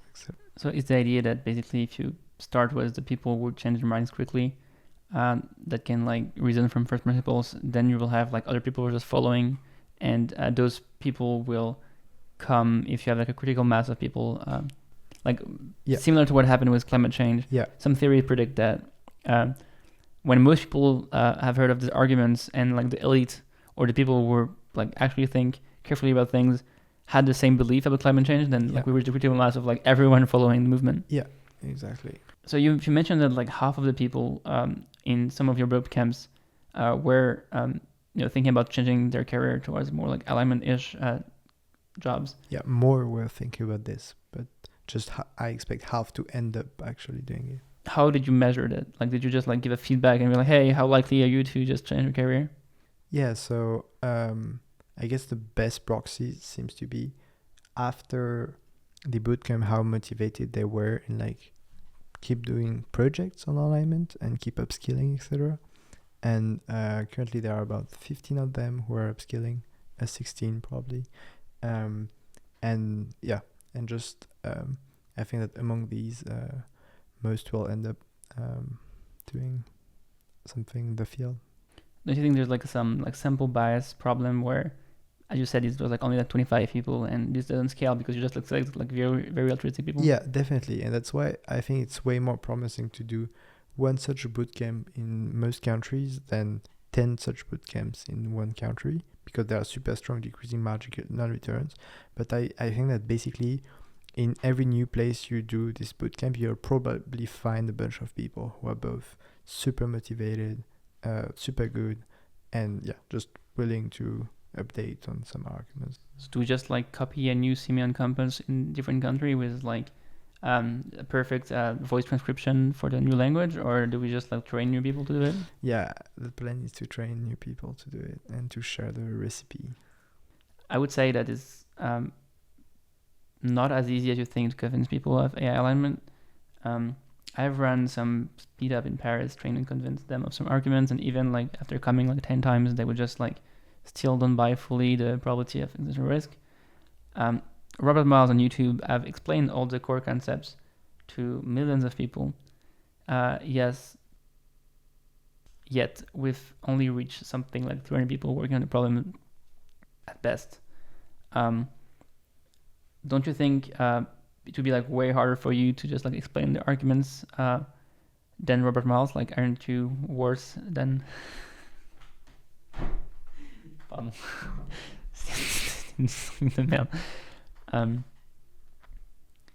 Don't you think it would be like harder to do a better job than Robert Miles on explaining alignment concepts? Okay, so two things. First, there are a bunch of co-founders. Basically, Robert Miles is like one very little piece in the pipeline. So by default, you can't expect someone who does who does outreach, like to naturally create new people. So like measuring the number of alignment researchers is not a good metric to measure the impact of Robert Miles. You need that. You could be more pessimistic if Robert Miles had tried hard to create bootcamps and create upskilling programs after people viewed his video in order to become alignment. So I guess like my claim is that if people were able to change their minds on like talks or conferences or bootcamps, then if they had like the best 5 minutes explanation of a concept or 10 minutes explanation of concept, they would update. But because his videos have so many views and they're like the best explanation of some concepts of alignment, and we have so little people working on this, I would expect that it's hard for people to update. And if you give like some talks or conferences, it's going to be like not the best explanation because you will have to do like it live, right? You have to prepare your talk and give it like in front of people. So it would not be like the best explanation of a topic. I think there are a few things here. First, I think that like these like bootcamps provide people with like 24 hours of content, which you can't even reach if you watch every single videos from Rob Miles. They also like provide you with someone who answers your question. So for instance, there were a bunch of people who were thinking from first principles in the bootcamp and had a lot of concerns, and I was able to take their concerns seriously, show why it was a good intuition, and then answer why I thought differently. And last, I think that I'm generally fairly good at explaining things to specific people because I know how to adapt myself very well to context. And thus, I expect that this plays a bit in the returns of this bootcamp because, for instance, there was someone who was super skeptical, and the default when a teacher explained to someone super skeptical is to be very dismissive of his claims. I think that's a very bad strategy. You need to show that you're fairly good, that you understand his claims, that potentially they are good, but still there are reasons to think differently. And there are a few things that people are on average not very good at, and I feel like I'm slightly better than average.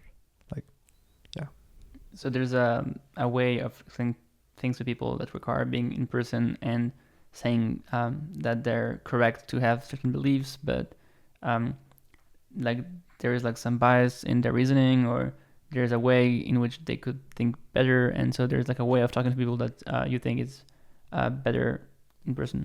Yeah, basically. And I think the rationale behind this is just like if a random guy comes to you and tell you will die within 10 years for something you never heard about, it's normal that you have a very low prior.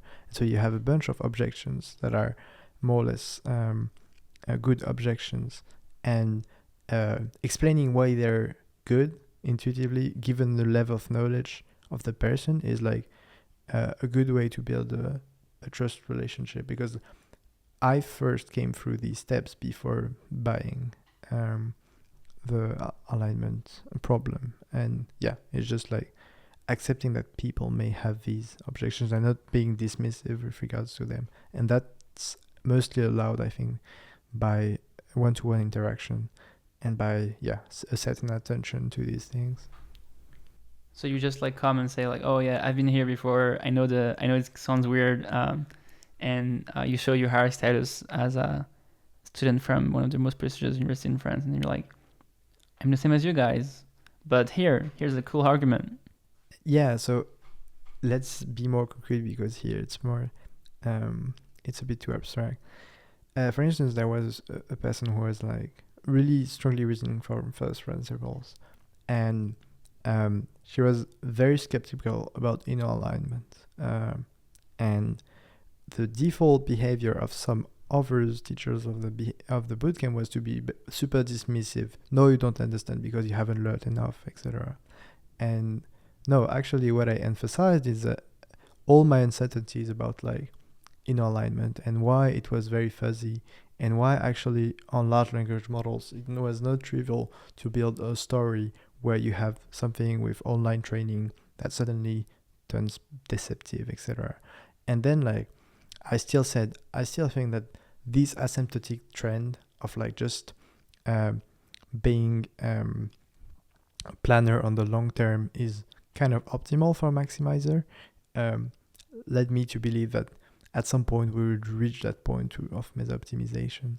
But just like first explaining why the personal intuition is totally normal and like is actually a pretty good intuition, and then saying why I'm convinced otherwise is like super important, is in building trust with smart people, because smart people don't want to defer, they want to have a first principle understanding. And so if you just tell them no, you're wrong, you'll just learn more after, like they can't update their model based on what you say.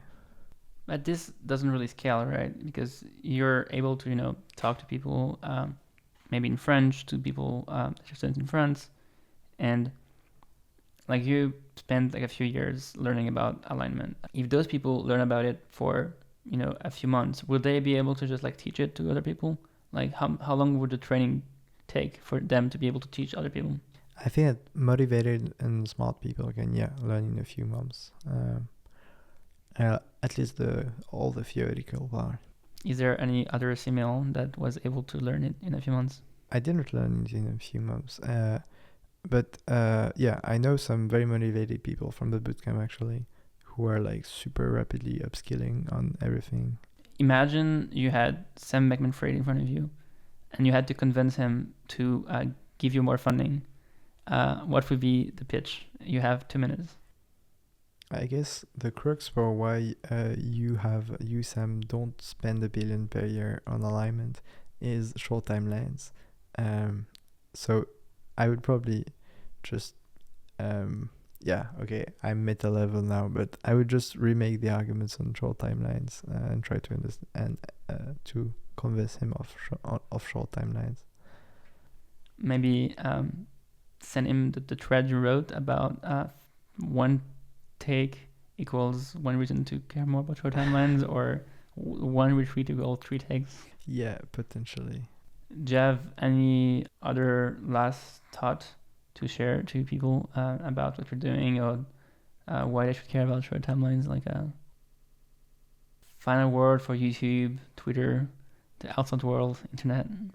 What you should really strongly consider is that alignment is this very general problem where you both need to solve the technical and the governance problem. And basically, whatever your discipline or subject is, you're quite likely to be able to contribute if you're good in your subject. So for instance, ops people are scarce. They're important for most orgs, so they matter a lot. Communication, currently everyone is super bad at communication almost in alignment. Most posts, etc. are not really shareable, not very legible. So these are important skills. Even biology might matter. So for instance, some people are, such as like Beckschlägeris, are interested in like evolution as a case study for optimization algorithms, etc. So really, if you care about alignment or governance and you want to solve it, don't think that by default you can't if you are in a not super intuitive areas. I'd be happy to chat with you if you wanted to about potentially what could be a good fit for your skill set. What's the best way to reach you? Probably an email, Campos, Campos Simeon, Simeon @gmail.com. Send a lot of love to Simeon. He's been here for many hours, and he's probably one of the most impactful person that takes actions on short timelines. It was a pleasure to have another Frenchman on the podcast. I hope you do many good things and you come back with 1 billion. Thank you, Michael, for having me.